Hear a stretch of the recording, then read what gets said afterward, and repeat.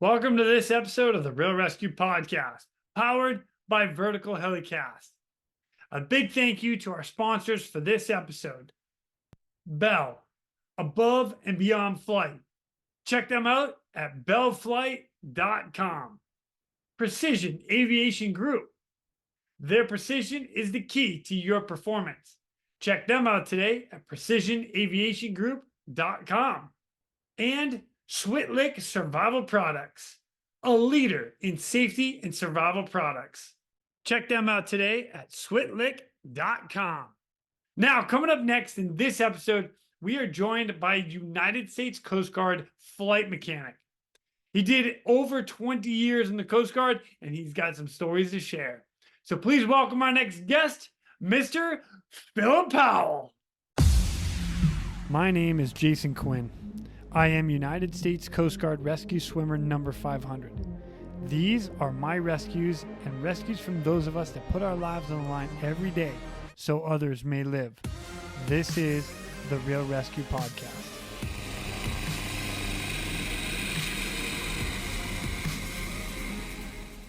Ladies and gentlemen, welcome back to the Real ResQ podcast.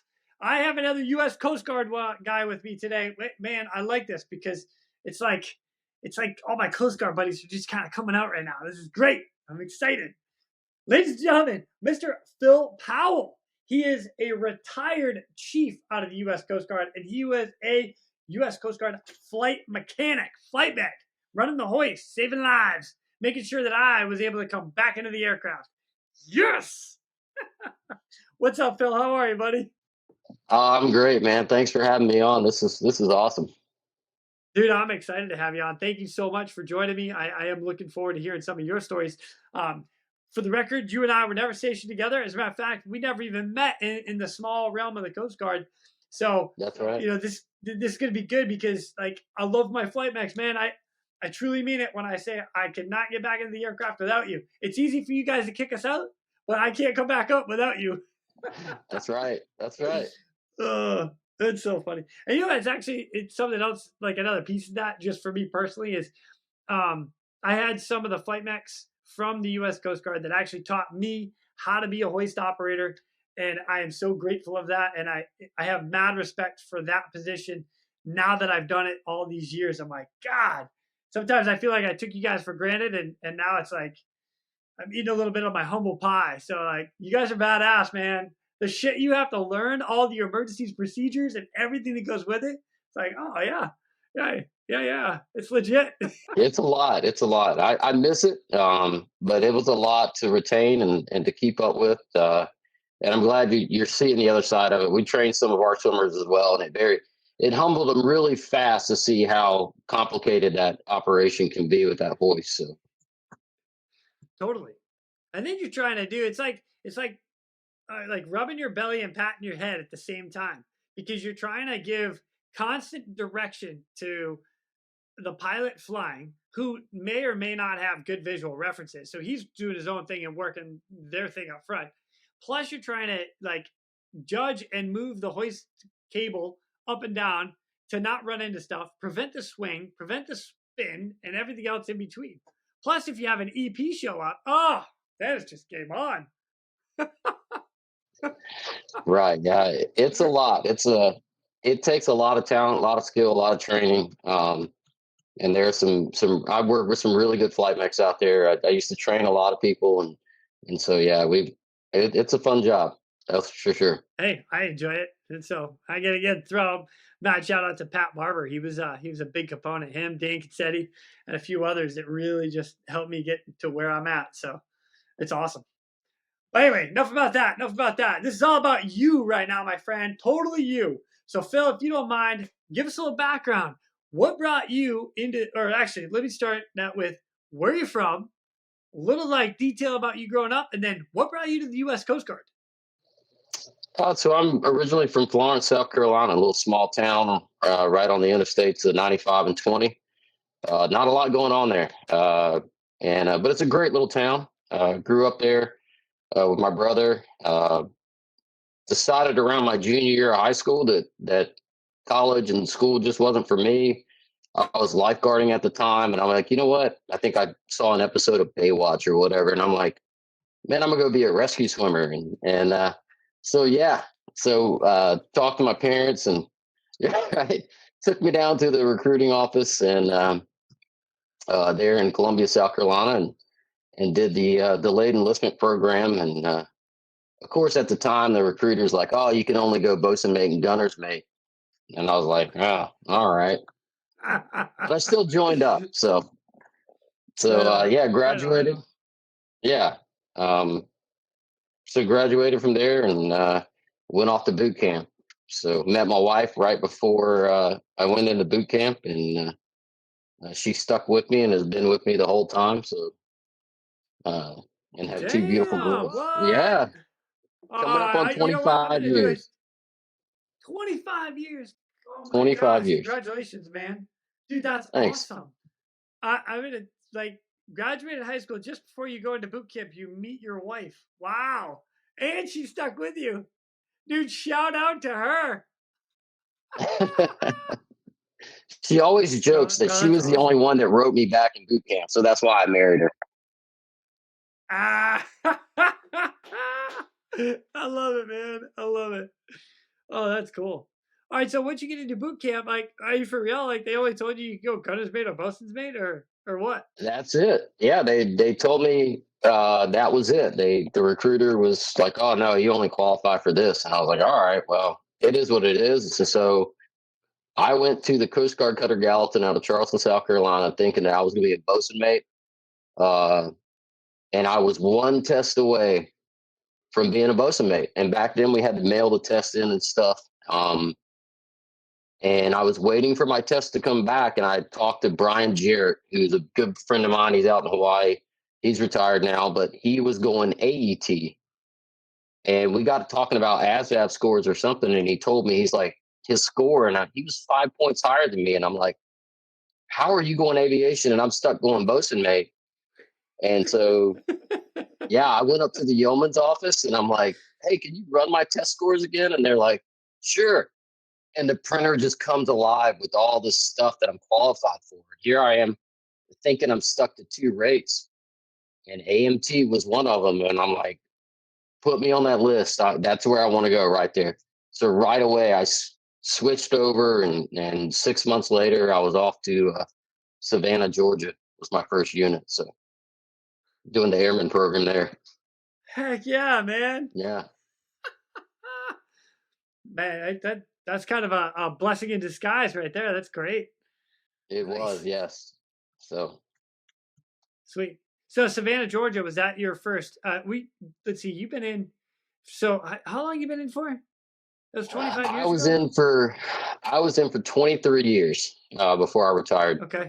So I did 23 years. Savannah, Georgia was my first unit, aviation wise. Went there for the airman program. Came back there. Okay, that was my next question. Yeah, yeah. So I came back to Savannah. Loved it.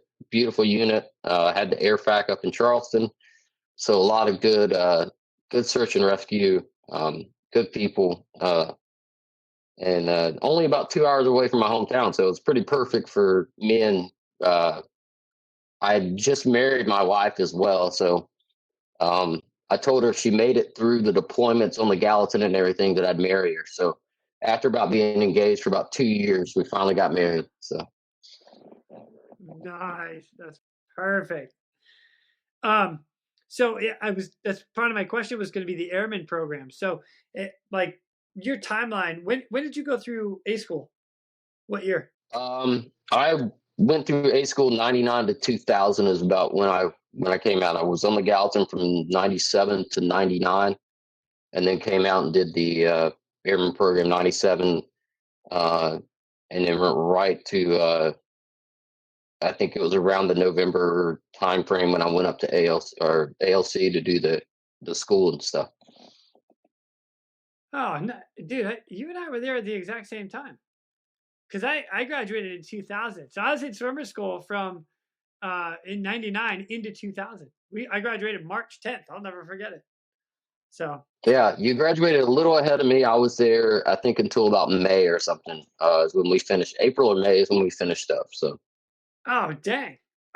So maybe we you know what? I have no doubt we met then. I have no I'm doubt. sure. If yeah. Dang, what a trip. Trying to think of my roommate's name right now. Dan something. Because he was in the class. He was just behind me. He was stationed in East City. And gosh, Dan, I'm so sorry. I forgot his last name. That's terrible. I'll think of it here in a minute. But anyway, so Dan was there and he was a couple classes behind me, but I knew yeah. Anyway, wow. Pretty Small interesting. world. Right on. Yeah. Yeah, no doubt. No doubt. So we did meet. I lied. Yeah. We just didn't know. We just didn't know. Just didn't know. I was getting my ass kicked in a pool and you were getting your ass kicked trying to put rivets in. Right. Yeah, I hated that class. See, and I know that. That's That class was painful. Thankfully I went to the 65 and it's more of a composite aircraft because I put so many smiley faces on those rivets and stuff and drilled out so many rivets. And then all the math you had to do and stuff, that was not for me. So oh, that's great. That's great. You Phil, that's funny. All right, man. So question is, do you remember your very first rescue? I mean, Savannah, Georgia. Savannah, Georgia, yeah. I do. It's been a while. But we were actually coming back from Charleston. We were in the air fac, the third class, and in Savannah and Charleston area, there's a lot of marshy area and tidal. You know, the tides go up and down, and so there was a boat that was actually stuck with about 6 people on it, and in the water. So it was high and dry and muddy and just nasty. And we tried to actually land at first. And I'm like, no, I want to hoist. This is my first one. I was like, let's get a live hoist out of it. And of course, the pilots, they come down and they're like, all right, let me know what the wheels are doing. And we sunk immediately right away. And I'm like, no, that ain't going to work. So I was all giddy. I'm like, yeah, I get to do a hoist.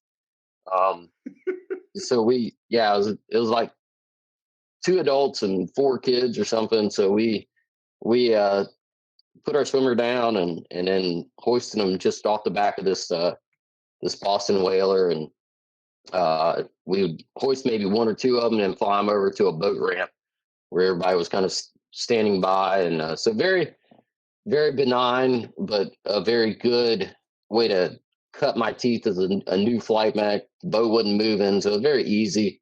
I know probably there's some West Coast guys going, "Oh, that's crazy," um, but so yeah, it's very. That was my Doesn't first one, matter. though. It doesn't That matter was what they it. say. This is Right. this is your case. I'm excited about yours. So out of curiosity, you basket rescue or did you put the swimmer down? We put the swimmer down just because of the kids and stuff. So we elected to put the swimmer down, and then from there we just did the direct basket to the back of the boat. And then he loaded him up, and the poor swimmer, man, I think he lost like a boot or two because the marsh there just sucks him in. And so So you put him in the marsh. You didn't put him on the back of the boat. Oh, the boat buddy. was. I know. I think he stepped. I can't remember if we put him in the marsh or if we put him in the boat. I think we put him in the boat, but I think he got out for some reason because there were so many people on this boat, and it wasn't very big. And with those center consoles and the canopy and stuff, there wasn't Oh, a gotcha. lot of All room right, to all work. right. So I think he had stepped off and realized, okay, I can't do that, and got back on. But when we brought him back up, and then he was just covered in mud. The dad or somebody was covered in mud as well. So the cabin was pretty nasty by the time we got done with it. So Nice, right on. Another question out of this is so out of like basket in, so you're hoisting them like right off the boat, and I understand small boat, like confined area, but did they have to get into the marsh, or were you guys able to get the basket like right next to the boat, where they can just get right in?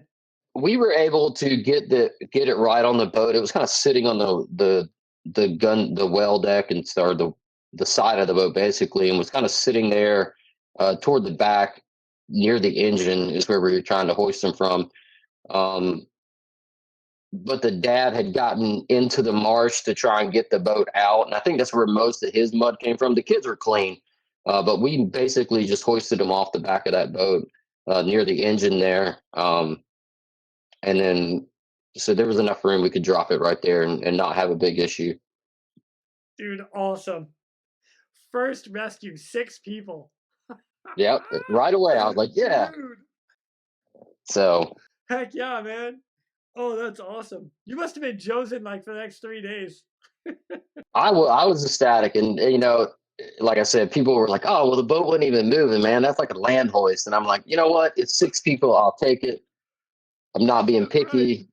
So, They were just jealous because they didn't get to do it. I was just gonna say right, right. that. So, yeah, we had some great kids. Thankfully, the next case got better. I had another case there in Savannah that was better with I'm trying to think of the swimmer's name.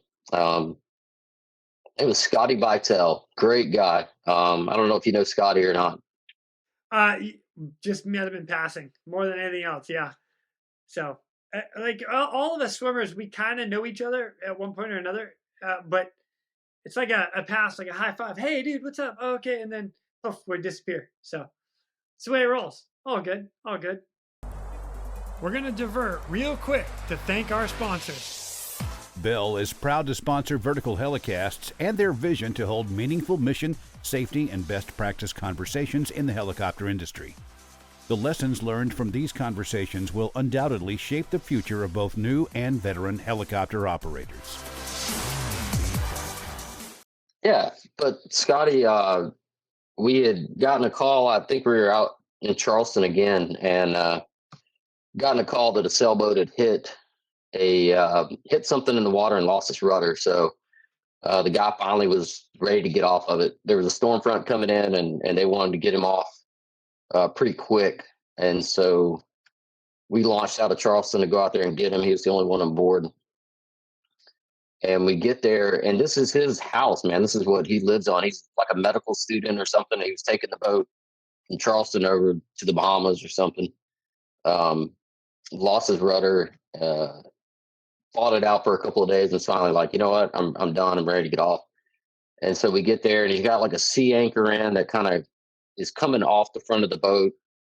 So we looked at it, and as a crew, we're like, oh yeah, this is gonna be easy. We'll put Scotty here, let him swim down because there was like a current going. So we put Scotty in, and we're gonna let him drift down a little bit. And the poor guy, like we put him in, and I guess there was a current that we didn't really see, and he is just struggling. He's like barely making way, swimming as hard as he can. We're in the helicopter looking at him like, holy crap, like we're gonna have to go get this guy and get him to the boat. Like we put him too far away, basically. Um, You're never gonna catch the boat. We all gotta try it at least once. We all gotta try it. yeah, and he was giving a valiant effort, man. I'll tell you, he was going at it. So I'm getting the hook ready. We're about to go back in and get him. And right about that time, he makes it to the sea anchor line and grabs it and just pulls himself into the boat, and pulls himself up and is able to get the guy ready for the hoist and stuff. And I'm looking at this sailboat, and I think this is about my second one. And I'm like, oh, this is gonna be fun. And we decided. Thankfully, the guy was like, yeah, we're gonna get in the water. And I was like, okay. And I think there was 2 people on board. I think his dad was on board with him first. And so it was, I think, fallish, winterish around there in South Carolina. The water temp was pretty cool. Thankfully, Scotty was like, we'll get him in the water, and you won't have to hoist off the sailboat. And I was like, thank you. I did not want to go anywhere near that thing. Seas were like, they weren't big. They were like 5 feet, 8 feet, but big for East Coast, we're sweating it. And Yeah.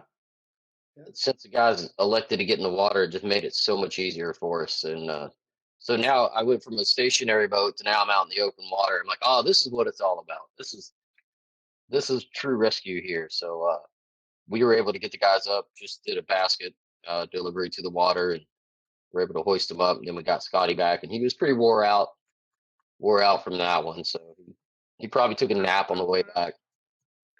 Oh, that's awesome. Nice. Very nice, man. What did you guys do with the boat? Just just let it ride, mark position, and let it go? Yeah, we just let it go. We marked it, left the sea anchor out, and he called Towboat USA to try and go salvage it, but we never found out if they went back out and got it, or it was too far out for the Coast Guard to go out there and do it. They weren't going to launch out of Charleston, so they sent us to go hoist him off. So Oh wow, yeah, dang, okay, cool, very cool. Man, you get 2 more lives, man. Look at you, you're freaking rolling with it, man. we're racking them up at this point, right? Dude, I I think love that's this. about where. Um, I think I had one more case in Savannah before I left to go to ATC Mobile. Um, and this was a cool one because it was a a wife and her husband, and he started having chest Okay. pains on the vessel and called in on the radio. She didn't even know the Coast Guard. She wrote us a letter later thanking us for saving her husband and stuff. But uh, they Oh made it, yes. yeah.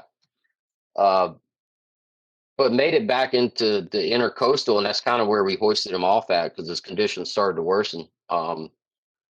And we put I can't remember who the swimmer was with me on this one, but they had a little flagpole off the back of where we were putting him, and the swimmer starts to swing, and all I can think about, this is my third, I think fourth live hoist, and all I can think about is, man, I'm gonna drop the swimmer right on that flagpole, like he's gonna hate me.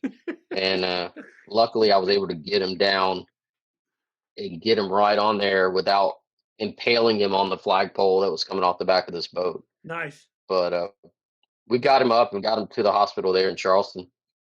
And then she wrote us the letter saying that she didn't even know until we were hovering over her that the Coast Guard had helicopters and rescue swimmers. She had no clue. Oh, nice. That's a good way to find out. You're right, right. So she just thought they You were know, going to send out a boat. oh, nice. It's so cool to me to get letters from the family and people back that we go out and rescue, help, assist, whatever, that say thanks and whatnot. I think that's so awesome, man. I love that. I really love that. That's cool. I didn't have it at the time of our recording, so I'm dropping this in now. This is the letter from the family that he's referring to. On April 13th, we had the opportunity to find out what the Coast Guard is really about. We were on the ICW and I was experiencing severe chest pains. Within minutes, there was a helicopter dispatched, and the next thing we knew, a young man was being dropped down to our flybridge. I was then hoisted by basket and lifted into the helicopter and transferred to the hospital. Everyone was so calming and reassuring, and I will never forget you all. What I thought was beyond your job was the fact that you sent out people on a boat to make sure my husband was capable to continue the trip into Charleston. My hat is off to all of you, and the respect I have for the U.S. Coast Guard is tremendous. Sincerely, Regina. It was great that the command, I think, because she sent it to the command there in either Charleston, and then the command forwarded it down to us in Savannah, and then our command made sure that they made copies and got it out to all the air crew members and stuff. So it was cool. Dude, freaking awesome. I love that, dude. I absolutely love that. Did you take both the husband and wife in the same flight? No, actually, the wife stayed on board. Just the husband came up. She stayed on board, and I'm not sure if there was somebody else on the vessel with her. The swimmer was down there. We picked him and the husband up, and she continued on with the boat, and then we took him straight to the hospital. So Wow, cool. Very cool. Nice. Good for you guys, man. Well done to you and your crew. Dude, another life saved. Man, you're like on a roll in Savannah. This is fantastic. that was it. After that, did a lot of searching. We went and searched for some kids down in Florida. Thankfully, this was probably one of the scariest flights I've ever been on because we launched in a tropical storm, um, going down from Savannah to Florida around the Jacksonville area, I think. In some of the worst conditions I've flown in. just rain is sideways. You're looking at air pockets. You're hitting air pockets as you're going down. So just some of the worst conditions I've flown, and you're dropping. And it was really like looking back, we really probably shouldn't even went out, but they found like a John boat washed up. The kids were missing, Oh, dang. and then they found the kids, but the kids wouldn't cop to taking the boat out. So we still had to kind of go down there and search and stuff. And finally, uh, probably about an hour into the search, the kids finally were like, "Oh yeah, we just took it out for a joyride. Sorry, we got thrown out. And we made it back to land and came back home." Dang. There's that side of it that we don't even actually talk about that much here. That you get people that they call in. You're going out searching and they're hunky dory on inland, but you're risking. Hey, thumbs up. You're risking your life to go out there and try to help somebody that's not actually in distress. But it's a good lesson learned, and I think we had a case in Charleston that we decided not to go out on, and I look back on the tropical storm case, and I think it helped me as a crew member when we were all sitting here talking. We had been fogged in at Charleston, and there was a shrimp boat down near Hilton Head, South Carolina, that was taking on water, and they called us to go deliver a pump to it, and all of us are sitting in the ops center there. And the Charleston airport, we have no approaches or anything to get back into that airport or to get out, basically. So we would have had to fly like low level down to the beach to find this boat. And as a crew, we were just like, look, it's if they go into the water, call us, we'll go get them. But right now, the risk just doesn't dictate us going out right now as a crew. We just don't think it's safe for us to go out and do this. And I think the tropical storm case kind of helped me make that decision. And Nice. the crew out of Savannah elected to go because they were also closer, but they had an instrument approach coming into the back into Hunter Army Airfield. And Right on. yeah, so my buddy Brian Jarrett was on this flight, and they went out, and the pilot got vertigo. They had a young pilot sitting in the right seat. Our EO was sitting in the left seat. Swimmer was in the door. They were getting ready to deploy him down to the boat, and the pilot gets vertigo. And this was back when we had, I think we were Bravo models, so you had the chiclets and everything. And I remember Brian telling me that he remembered telling the pilot that he was descending and stuff, but he just kept going. And then next thing he heard was the EO coming on saying he had the controls, and then he looked up, and there was like a Christmas tree in the cockpit. Like he had pulled power, just going crazy. The helicopter comes up, does like a 180. Swimmer is, yeah, it's just real crazy. So they almost crashed the helicopter. Thankfully, they just climbed out and were able to get back into Savannah. Um, and the boat was fine. Like another boat came in, gave them a pump, and they were fine. So, it just came back to we decided not to go as a crew in Charleston, but the Savannah crew decided to go because they had a couple of more tools to use, but then they almost wound up crashing the aircraft. Wow. Wow. A lot of things to think about. This is something we do say here quite often. That is that their emergency is not our emergency. And it sucks to say it, but it's a fact. Like right now, we're hunky dory on the ground. We're good to go. You launch, like you're launching into the stuff. Something happens to you, now it's your emergency as well. So you got to be careful. Dude, awesome. Well, good call for you guys, man.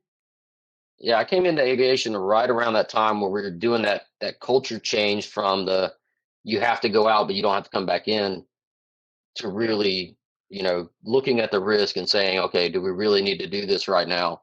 Can we wait a little bit? Is it safe for us as a crew? Um, we still went out with some hairy stuff, but we were getting into age where we kind of looked at the risk base and started making better decisions. Yeah. Agreed. Agreed. Nice, man. Freaking awesome, dude. All right. Well, Mobile, Alabama. Let's get you there. Because now, for everybody that doesn't know it, Mobile, Alabama is more of a training unit, especially for the U.S. Coast Guard. And gosh, every pilot has to go through there because they go from their flight course with Pensacola with the Navy, then they come over to the Coast Guard and they do some flight training there, and then they go to their unit. Is that right? I got to make sure I'm saying that right. That's right. Okay. They do have a couple of other branches there at ATC Mobile, but that base is built just to train pilots on the 65 and on the 60 side. So that's a rotary ring um, place where they come in and they learn on the Navy side and get their basic flight, and then they go to their unit for a little bit, and then they come to Mobile and do a large syllabus where they complete everything to be trained on the aircraft that they're actually flying, whether it's 65 or 60. So my first tour there, I was in the actual shop. So I was maintaining the aircraft that were being used for the training events for the 65 side. So I went there as a second class. Uh, had a really, I went there knowing that I was going to be out of search and rescue because it was just a training center. We didn't do search and rescue in the 65 shop. So my wife wanted to go there for some college. So I was like, you know what? That's fine. I can take a break from the search and rescue. We'll go there. You can get a degree or whatever you want to do, and we'll go from there. So we get there, and I think right after we get there, uh, that summer, Hurricane Katrina hits, and it's like, okay. And you're like, well, I thought I was going to take a break from search and rescue, and no, I'm not. We're going to divert real quick to thank our sponsors. Precision Aviation Group. Mission critical operators and fleet managers rely on Precision Aviation Group as a worldwide leading rotor and fixed wing MRO provider. PAG provides tip-to-tail solutions in 4 MRO segments: avionics, components, engines, and manufacturing DER services. A single point of contact gives you access to over 150 million in inventory, globally 24/7. Just call 800-537-2778. Precision Aviation Group. Others sell parts. We sell support.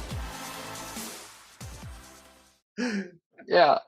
But we're from South Carolina. We're used to hurricanes. But Katrina was definitely a big difference. Nothing I'd ever experienced before. The hurricane side of it, we got some winds and stuff in Alabama. They'd sent us all home. And then the next morning, we were called in to come in.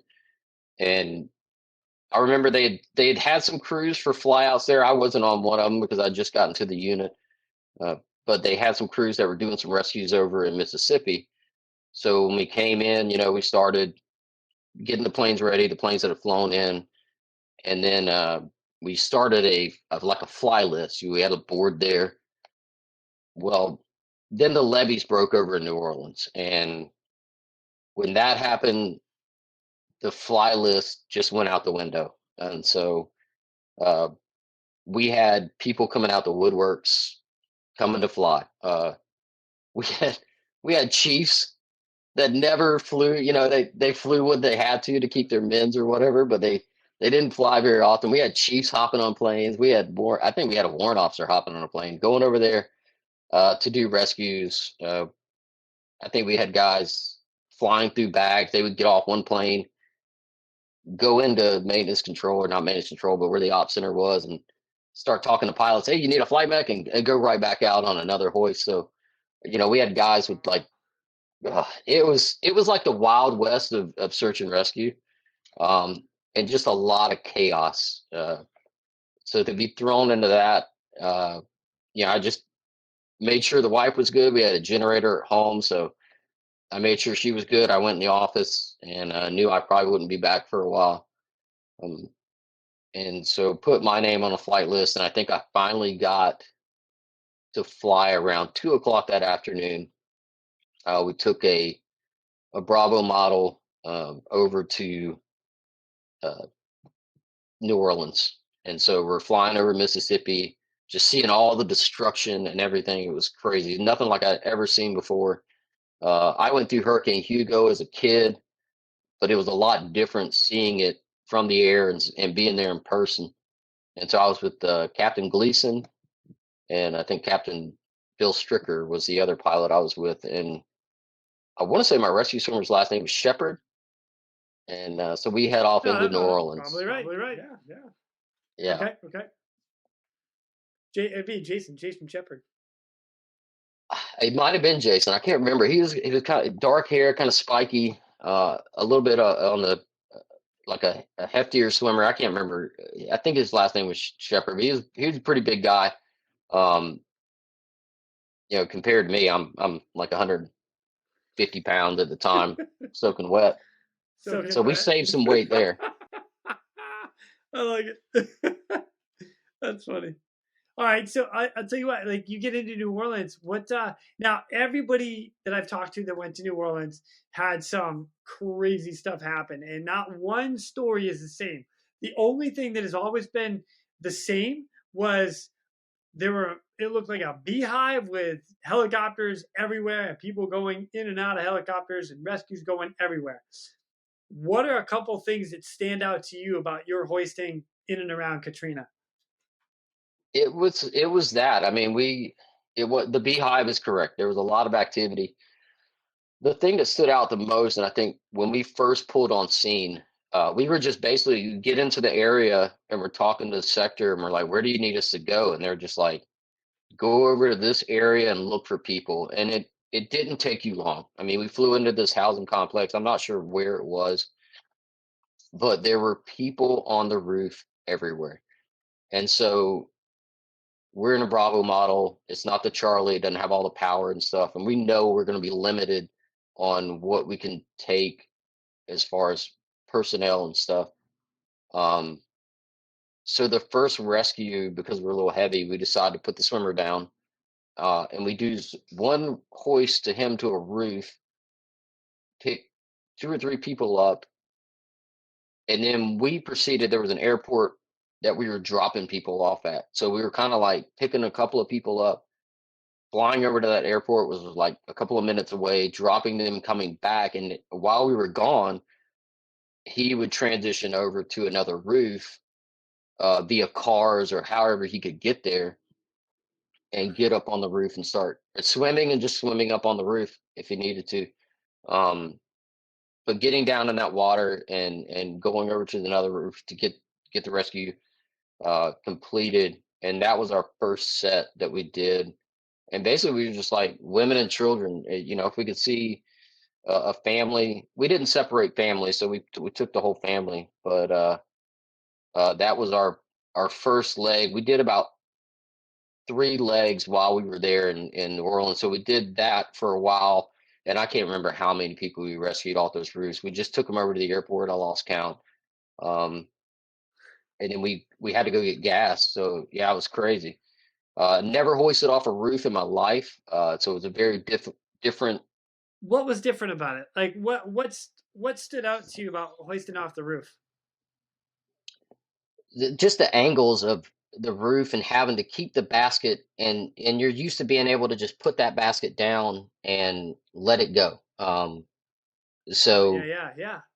you're used to being able to just put some slack in the cable and just let the basket sit there. But on these angled roofs, now you're having to manipulate that cable and keep it kind of taut so that the swimmer can get the people in and it's not sliding down the roof. And so something we had never practiced, nothing. It was just learn as you go. And yeah, I think the first one I'd done what I always did, put the basket down, put some slack in it. And of course it starts sliding sliding down the roof. And it's like, okay, well, that's not going to work. So just learning on the go as you went. I actually didn't even think about that until you're saying it right now. No kidding. Yeah. It makes total sense too. Just keep the cable a little taut and let him get the guy in the basket and then bring him up from there. Huh. Yeah. Thankfully for us, Yeah, thankfully for us, the weather had kind of moved out and it was just hot, but we didn't have to deal with the rain or anything. It was just hot. And so we had to deal with the heat with the Bravo model, with our power limits and stuff. Uh, and so we finished that group of rescues up, went and got some fuel. But I think before we did that, one of the last rescues, and I remember this vividly because it's probably one of the funniest ones that we had that I've ever had in my entire life. But we Okay. pulled up Sounds on a like a family story. that they were, oh yeah, right. This is gonna get good. So we Oh, I'm pulled so up, excited and for some already. reason, so we pull up, and for some reason, we're pretty empty on fuel. This was our last hoist, so we elected not. The roof was kind of flat, so we elected not to put the swimmer down. We were like, we're just gonna put the basket down. There's three people, and we're just gonna put the basket down, have them hop in, and we're gonna go. And so I should have gotten an omen on how this rescue was gonna go. When we were coming in, I'm looking, and on the roof, I see a tarp fly off. It doesn't hit the helicopter or anything, but a tarp flies off a cage, and there was something white and fluffy in the cage. We blew it off the roof, man, and it went in the water. And I'm just like, I don't know what it was, but something just blew off the roof, and it was white and fluffy. And they were like, but the family didn't even react, and so I don't know if they didn't see it, but I felt really bad. I was like, oh man, we just killed their chicken or whatever was in that cage. So Oh that flew off no. the roof. I was like, oh man, this is not starting out good. And so we picked the dad and the little girl up first. And so we picked them up. They come up in the basket together. The swimmer's still in the back, and so he's making room for him. We get him in, and the mom is down on that roof still. Well, she's a we kind of see why she didn't come up with the little girl. She's a heavier set lady. Uh, Okay. and so we were a little concerned about our weight at that time because we had the swimmer on board, the dad and the daughter. And so the pilots asked me, "Hey, ask him how much his wife weighs." And I'm like, "Okay." So I'm still on hot mic, right? And I'm like, "Sir, how much does your wife weigh?" And he's like, "I don't know, but she's mean." And like that went through the whole helicopter. Everybody starts laughing. They're just like, "Phil, don't screw this up, man. She's mean or something." And I'm like, no pressure, right? And so we're trying to compose ourselves and get back to the hoist. And so I put the basket down. She starts to get in it, and she's putting everything she owns in the basket as well. And so you have this lady who's not very. She's a heavier set lady. She's not fitting in the basket herself very well, and she's trying to stuff like a comforter and all this other stuff in there with her. And of course, I'm now regretting not putting the swimmer down because I'm like, this is taking forever. And finally, she gets in, and I'm like, I don't know if she's good to go. Looks like she's good to go. I'm just going to take what I got. And so I start to pull power. And like I said, we were in the Bravo. We took I said, preparing to take the load. And boy, did we. We took the load. The helicopter actually dipped. Like he came off because he had to pull more power because he actually like started to go into the yellow. We pulled more power. She came off the roof. We dropped, and then so she swung into the side of the house and hits the Oh house. She no. swung off. Yeah, and she hits like the side of the roof, the house. She slides off, and I'm like, I'm just two blocking this thing to get her up. And so I just two block the hoist, and she flies through a pine tree. She comes up through a pine tree. So this lady's got pine needles in her hair. Now she's spinning like crazy. Um, Oh my God. and I'm like, I'm so yeah. sorry. I'm like, right. I think I'm like, for one, the husband's already told me she's mean, and now I've just botched this hoist up. Like I'm just spinning her all over the place, and she's gonna come up and just kill me when she gets up here. Um, so I tell the swimmer in the back, I'm like, look, man, you're gonna have to help me with this when we get it up here. Um, and so we both get in the door, and I put my foot down. The thing's spinning like crazy, and it hits my foot, and I thought I shattered my ankle when I stopped it. Um, like the metal just hit the side of my ankle, and I was like, holy cow, that was not the smartest idea in the world. but we got her stopped, and we both had to pull her in using the hoist, and we just left her in the basket. We couldn't. We There was no room to pull her out, but we left her in the basket. Flew to the airport, and we had to hoist her back out and put her on the deck. And this poor lady's got pine needles out of her, hair and all this stuff. And I'm getting her out of the basket, and I'm like, That's terrible. I know, but you know, I pull her out of the basket, and here I am expecting to get just throttled or something because of what happened and what her husband had said. And I walk them all out, and I get them outside the rotor wash and stuff, and I'm telling them where to go for the ambulance or whatever. And she's so thankful and so nice, and I'm like, wait a minute, this is not what your husband explained or in the helicopter. You're very, she was very nice and thankful for everything. And so that was we had to go back and get fuel after that. So, but it kind of lightened the load for everybody, and kind of the environment was kind of picked up because what you were looking at was just absolute destruction. So, um, it kind of lightened the mood a little bit before we went back and got some fuel and went back out. So, Dang, man. That's not, I'm sorry I'm laughing. That's not funny, but funny. We're going to divert real quick to thank our sponsors. Switlick. No mission is the same. Why should your suit be? Introducing a new custom dry suit experience. Choose your fabric, colors, neck and wrist seals, zippers, pockets, collars, and so much more.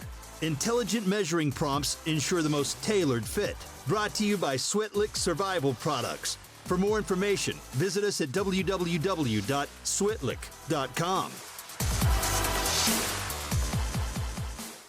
yeah. Well, Oh my it got real after that though, because we landed, and I know you probably heard some of the horror stories about people shooting at helicopters and stuff, and so we Yeah. started to get yeah, we started to get some of those reports. And when they launched us back out, they told us to go to this levee that had people stuck on it, and we landed there. We walk out where we just taken on gas, so we could only take like 3 people, and so we told them to give us their worst injuries that they have. So we had a guy that had diabetes, hadn't had his insulin in a while. There was a guy that was on dialysis as well, hadn't had that in a while. And then the one report was a guy had cut his foot off, like the front of his foot had been cut off. And so we were like, oh, okay, yeah. So we get there, we land, and we're like, hey, we're looking for these guys. Um, there's a gentleman there. He's not a law enforcement guy or anything. He's just the guy in charge of the levee.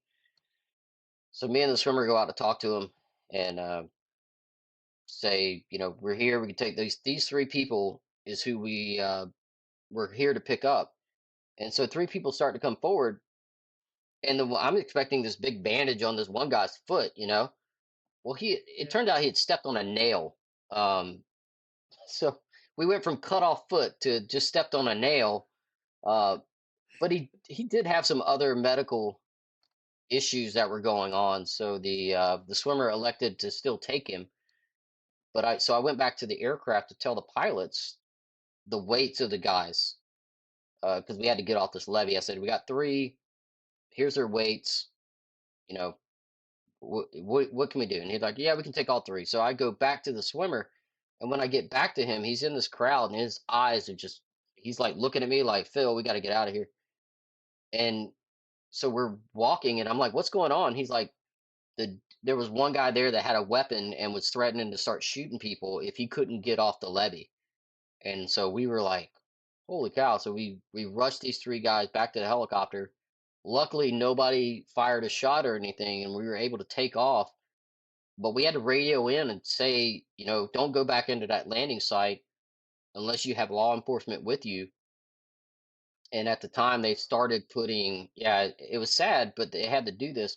But they had started putting sheriff deputies and police officers on board some of the Coast Guard 60s that could take them, or just trying to get some of the law enforcement there to those sites to kind of manage what was going on.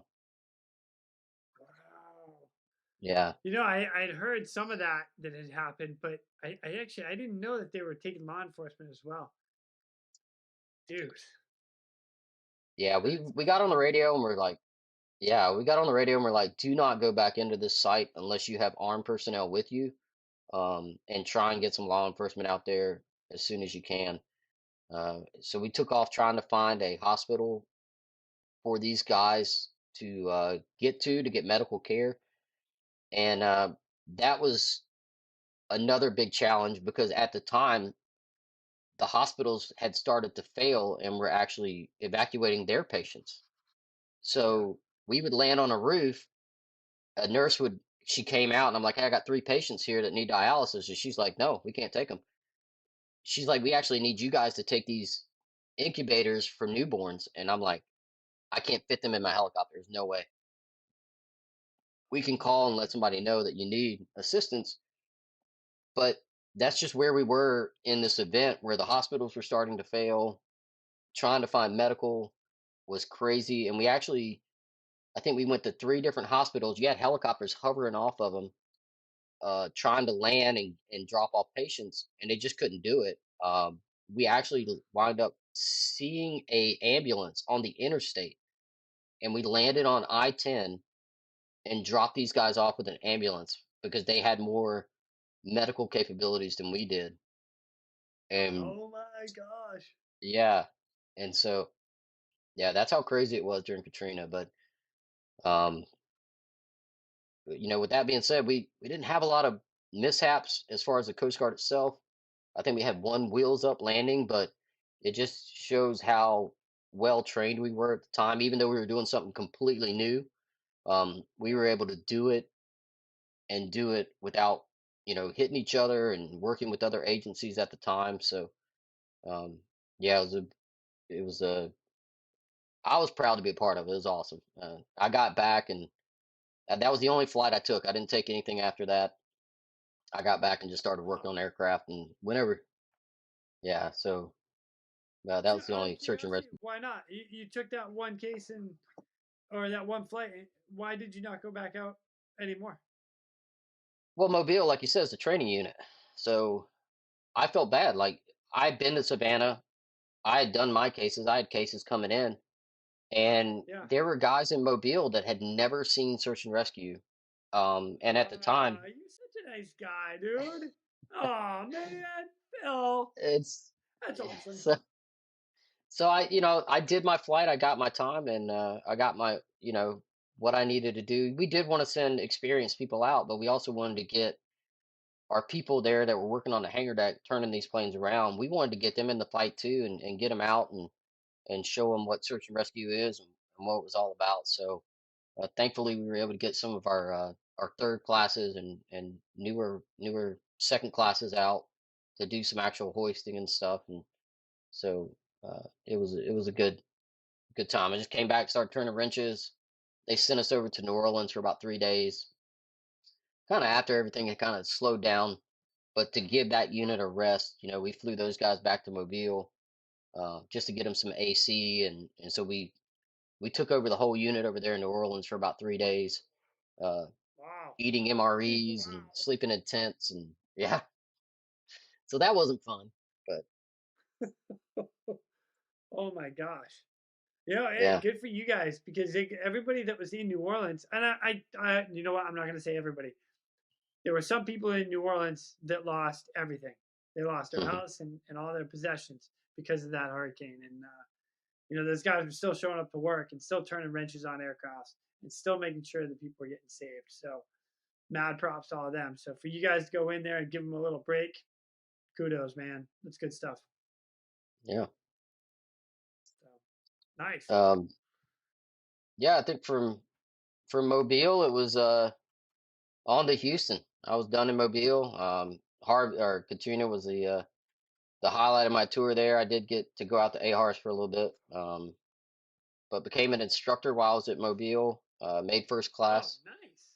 Yeah, Good for and you. then headed over to Houston. And we got here and fell in love with the place. It's probably one of the best small units in the Coast Guard. If you like the big cities, it's it's a little crowded with the traffic and stuff, but the unit itself was amazing. We had some good people here.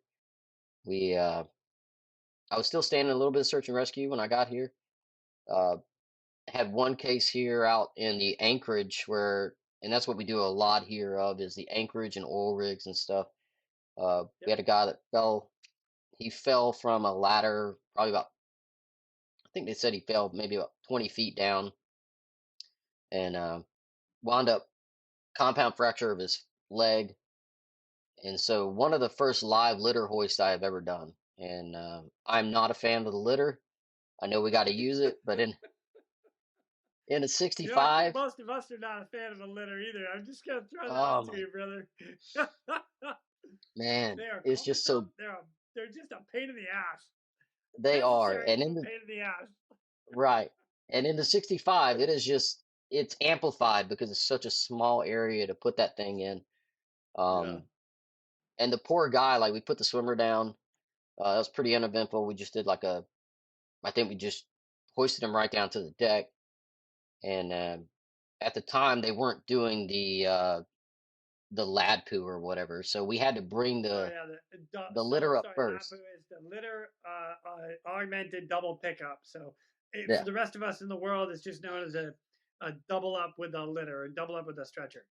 So yeah, right. you're right. The Yeah, Coast Guard at that time was not allowed. That was the not authorized movement and or procedure. So right. Which I'm glad they've you did kind it of out. changed on that. So especially in the 65 Oh world where yeah, you don't because have a lot of time. right, So right, totally. Yeah. so It's you know what I'm gonna divert real quick and just say it's kind of funny to me that it took us that long to us the U.S. Coast Guard to take that long to do it. And I get it, training costs money and learning new procedures. You got to teach the entire Coast Guard. That takes a lot of time. But like the pararescues have been doing it for like before the swimmer program had ever even started. So right. it's interesting that it took this long to make it happen. Anyway, I digress. So you send the litter out. Got it. Go ahead. Yeah, so sitting the litter down, swimmer puts the person in the litter, and in the 65, you have to slide your flight mech seat all the way over. And I'm wrestling with this guy, and thankfully he's not very big. He's under 200 pounds, but I'm having to get this guy in the cabin, and I swing the leg. I get him in, and I'm swinging the leg of the litter over the tail end of the litter, so I can get back into the door and kind of block him, so I can disconnect Yeah. him. And as I'm swinging him, I hit my chair with the litter, and I heard the guy scream over the helicopter and everything. Like I didn't hit his leg, but man, he felt it when I hit that chair, and he let out a scream, and I was just like, "I'm so sorry, bro." Um, but yeah, thankfully he was strapped That's down because he probably would have got out of that thing and jumped out of it as loud as he screamed. So I felt kind of bad for him. I'm like, "Oh, my bad." Uh, so I learned a lot about cabin management that night. Like, all right, man, you got to make sure you're not banging into stuff with the patient. Uh, but we got him up, and we got him. I got the swimmer up after that, and we took off. And for Houston, that is really about the only live hoist I did. I started standing watch captain. Uh, didn't get a lot of flight mechs, which was always kind of my pet peeve in the Coast Guard is that we train people for so long, and we get our people, some of our most experienced people, and then we take them out of the rotation. We take them and put them at a watch captain, and so now we're putting the newer guys out there, and it's uh, like I'd like to keep that experience in the helicopter as much as we can. So I think it's kind of backwards a little bit, so where I'd like to actually see maybe funny this you the say second that classes. is yeah, I actually I agree with you and at the same time it's hard because we all have to start somewhere, right? Like Right. you're a new guy, you got to start somewhere. Um, but the swimmer world, my world where I come from, is we were able to stand duty. Really, I had a senior chief that was standing duty with me in Kodiak. So Right. like all the way through the ranks, you're standing duty. You're on call. Every shop that I was in, the chief was standing duty at least once. Um, Mm-hmm. and the flight mech side of it, you're right. All of a sudden, you get up to first class, which is E6 at the time, or E6 anyway, And Mhm. now you're a watch captain. So you're in charge of the hangar deck. So you're not standing duty because you've got 4, 5, 6, 7 people underneath you, depending on how big your section is. So You're right. now all of a sudden you're not flying. And you are the most qualified guy to be hoisting that day. So Yeah. it's interesting. I think, thankfully, and that's why I became an instructor. They asked me to become an instructor in Mobile, and I fell in love with it, teaching people how to hoist. Um, and so knowing how the Coast Guard operated, I just knew as as an instructor and an examiner, I just had to get people as much experience and as much training as I possibly could to get them ready to go out and do what they needed to do when I wasn't behind them.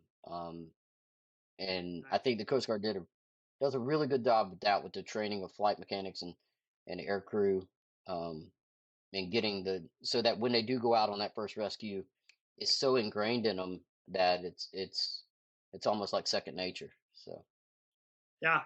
No, I agree with that too. But again, the experience side of things, the things you learn from an actual rescue, you get guys like yourself that have just a handful of, a boatload of rescues, and then all of a sudden you're put into a position, you're like, you're no longer standing duty. It's like, well, I mean, right, and again, don't get me wrong, everybody starts from ground zero. You got to start somewhere.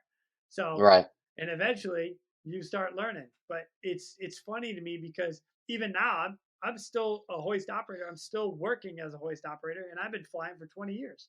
So it's like I love to do it. I love getting in the aircraft, and I love still doing the job. It just it warms my heart every time I take off. I'm like, oh, yes. yeah. But anyway, And I miss it. That's part of the job that I miss. I miss the people and I miss the missions. And I miss flying. So it's definitely one of those things that, it's a double-edged sword because you do get all that experience and stuff, but you're also growing in life. And where when you started out, we're all young, we're all, maybe a wife, but that's it, and the older you get, kids come along, and some of the things that you're doing, just doesn't seem like, every time you strap into that helicopter, there's a chance that you might not come back. So it gets to the true. point where Good point. later on in my career, I was finally, okay, this is not something that I'm willing to do anymore.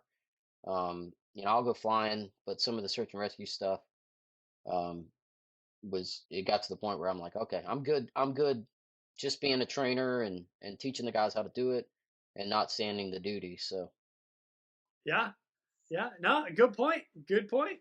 I can't argue with that one. Not even a little bit.